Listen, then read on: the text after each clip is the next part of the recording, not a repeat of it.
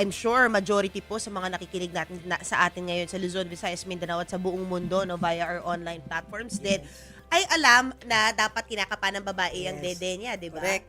Correct, 'di ba? Monthly po ba tama ba, Doc? Kinakapa. Yes, Yes, every oo. month. Oo, Tuwing nga, kailan? Perfect. Tuwing kailan of every month, Doc? Para Ito, the best time is 1 week after your period. Kasi Correct. di ba, pag just before your period, masakit pa yung suso natin. So Correct. after ng period natin, hindi na masyadong masakit, hindi masyadong maga. So it's easier for us na magkapa ng breast natin. Oo. Pero Pag ito, menopausal ka, kahit kailan pwede. oh, pero hindi lang lump ang pwedeng basihan ng breast cancer. Ano po ba yung iba pang signs bukod dito?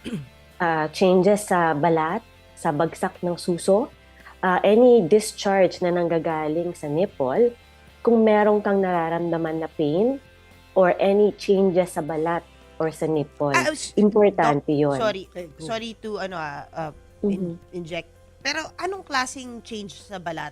Na-dry ba? Mamamalat ba? Mag-iiba ba ng Minsan- kulay? Minsan may pamumula, minsan may rash, nakaalala lang natin allergy. Pero ito'y early sign already ng breast cancer. So basically, when you do your monthly self-breast exam, importante na kilala mo yung suso mo. Alam mo that this is not normal for you. So it's time for you to get yourself checked.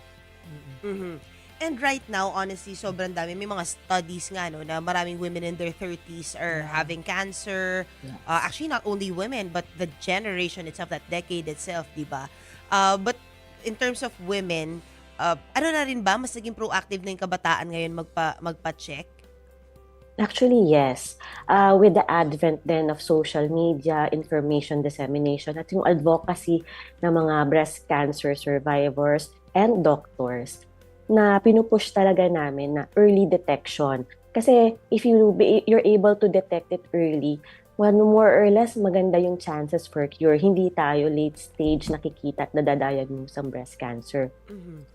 65% pa rin kasi sinabi nyo Ano late yan? or advanced na, no? Yeah. Pero alam mo, napapansin ko nga, hindi ko sinasabi na, I mean, napaka-dramatic kasi it may sound. Ang dami kong bata na yung mga kabatch, higher batch sa akin ng konti, na nagpo-post na nakikimo na sila. Yeah. Of course, it's a sad thing. But then again, nakikita ko rin, may mga kaibigan din ako na tinapos na nila yung chemo stage. Tapos nagsiselebrate. Tapos parang, ang saya lang na makiselebrate with them. Oh my God! Yeah. Natapos mo, tapos parang mas may community, mas may awareness, Yes. doon na pinag-uusapan nila na ganitong mararamdaman mo, makaka-depress to Yeah. ganyan-ganyan. Pero pag malapit na siyang matapos, 'di ba? Talagang and they get past it. I mean, 'di ba, para sa mga natatakot magpa-check up diyan na nakikinig ngayon, huwag kayong matakot, 'di ba? Hanapin niyo yung Yeah. community na pwede yung pag-usapan to. At ano, 'di ba? Kaya niyo to. Yeah. Saka totoo ba, Doc, na kapag yung stage 1 and 2, malaki ang chance ang gagaling pa kaysa pag nasa Yes. late stages na? Yes. Kumbaga, pag early stage, ang goal natin ay cure. Pero pag medyo late na yung stage ng breast cancer, it's more of control na lamang. Kasi nagsispread. Oo. Mm-mm. Oo. Ang sinasabi kasi nila, 'di ba, Doc, yung pag stage 3 and 4, yun nga yun eh. Kaya nga ayaw mo umabot doon. Kasi Yeah. nga, ayaw mong yung cancer nasa ibang parte na ng Oo, katawan mo. Pag nasa boobs metastasize. pa lang siya, kayang-kaya siyang i-contain. Yeah. Yes. Most probably. Pero Doc, gusto ko lang sana malaman, ano yung stats ng technology natin when it comes to breast cancer and curing it? Kasi sa ibang bansa, kung may mga nagkakakancer, parang para sa kanila, kailangan lang nila i-treat. At alam nilang matitreat. 'Di ba? Ang laki ng confidence rate. Nagagaling sila. Sa atin, nasa na ba tayo in terms of technology sa Pilipinas? Actually, we have the necessary technology. We have the mammograms and ultrasounds available, especially in our big hospitals. Ang problem lang is, hindi lang part talaga ng routine ng mga Filipinos na mag-check up ng breast nila. Kasi hindi tinuturo po sa atin ito. So, dapat may yearly check-up kayo once you reach the age of 20, and then sa 30 then annual din na check-up. Tapos pagpatak ng 40 years old, importante na aside from your yearly check-up with your doctor, may mammogram and ultrasound na po kayo. Kasi if you pick it up early, wala pang bukol, nakita natin cancer siya, 100% cure. Yun yung sinasabi naming stage 0. There's no need for chemo at all, Ayun. just surgery. Oo. Hmm. Doc, ito po ba ay namamana? Kumbaga, mas at risk ang isang tao kung merong history sa family ng breast cancer? Majority ng breast cancer ay nagkakataon lamang. Pero there are certain factors na nagpapataas ng risk of breast cancer sa isang pasyente or isang babae. Oo. Ang isa nga dito ay kung may personal history ng cancer, nagka-cancer siya before, or meron sa pamilya niya na may previously na may breast or ovarian cancer. Oo. So ano po ang dapat gawin, Doc, bukod sa early detection, pagmamammogram? Anong dapat na diet? May kinalaman ba yung mga kinakain, Doc? Actually, alcohol and tobacco intake, known na yan na. Ano? Syempre, pag Alcohol manginginom and ka. tobacco, cigarettes. oo. Yes. Oo. Tapos, kapag hindi rin healthy yung diet mo, hindi ka nag-exercise, mas mataas yung risk mo. Kasi nga, yung nakita nilang risk factor is obesity, lack of physical activity. Tapos, yun nga, dahil nga mas marami kang extra fat, so you have extra hormones na umiikot sa katawan mo. Yun talaga yung culprit eh. Oo. Lagi, no? Alcohol, obesity, Oo. di ba? Lagi yan. Correct. Totoo ba, Doc, na yung deodorant daw at yung Mm-mm. ibang mga yung ibang mga ah, shampoo, Ayan. etc., 'di ba? Yung mga anong mga ingredient yung meron na talagang to watch out for na nakakalink sa cancer. It's not directly linked to breast cancer. It's nga deodorant kasi nasa balat lang naman natin yan ina-apply. Oo. Ang breast cancer kasi nagmumula siya sa loob, sa sarili nating cells na nagiging Correct, abnormal. Oh, totoo ba, Doc, na birth control pills daw? Nalilink din sa breast cancer? May small risk of having a breast cancer with using birth control pills. If you're using it, siguro mga 7% yung increase ng risk mo. Pero compared sa babae na hindi gumagamit ng pills, mas mataas pa rin siya. Mhm. Ayan. Okay. O, ito- Doc, ayun nga po, no? Mag-review lang po ulit tayo how to Yeah. self-check exam yung breast po natin. Paano po ba? Ano po ba, Doc? Ayun, ganyan. So, kaya importante, gagawin natin to once a month, one week after yung period nyo. Madali to. Kailangan talaga mag-take ng time ka para examinin ang suso mo. So, one position is that when you're in the bathroom, pag bago ka maligo, humarap kayo sa salamin. Kailangan tingnan nyo yung sarili ninyo. Tingnan nyo yung suso nyo, yung bagsak ng suso nyo, arms on the side, arms on the head, arms on the hip. Tapos, check for any changes in the size or shape, any changes nga sa skin, in the nipple.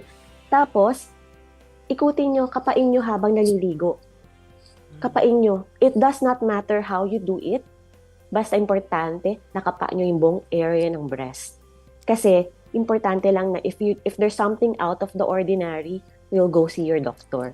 Ano yung out of the ordinary na yun, Doc, na pag nakapa, medyo red flag? Kunyari, alam mo, minsan may mga babae, lumpy talaga yung breast. Pero, for example, lumpy to, pero bakit iba? May bago ako nararamdaman. There's something off, may masakit. Or yung balat medyo pumapaloob. Something out of the ordinary, something na hindi mo nakikita on your usual monthly exam. Mhm. Okay. I hope, no, talagang maraming na liwanagan at na-encourage dyan na magpa-check lagi at mag-check lagi 1 week after your period para sa mga kababaihan nakikinig ngayon.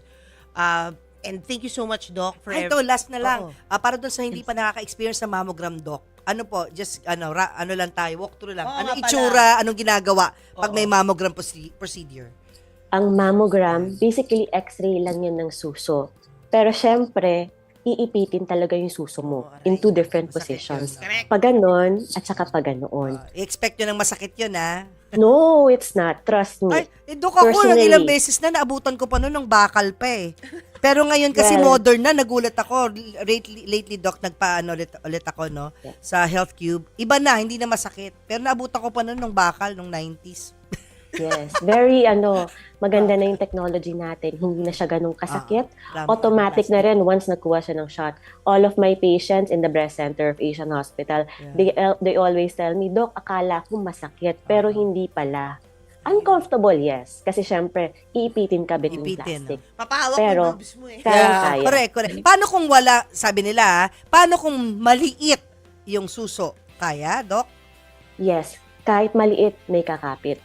Uy, Gusto ko kahit maliit na kakapit. Di ba? Huwag kayong mahiya, di ba? Sabi nga ni Doc, kahit Correct. maliit, may kakapit. Kasi mga professionals naman eh. Oo. Di ba? Yes. Will do the mammogram. So, you'll be surprised na kayang mag-adjust din ng breast mo or suso, di ba? At saka walang hiya-hiya dahil pagdating sa breast center, yung female staff namin.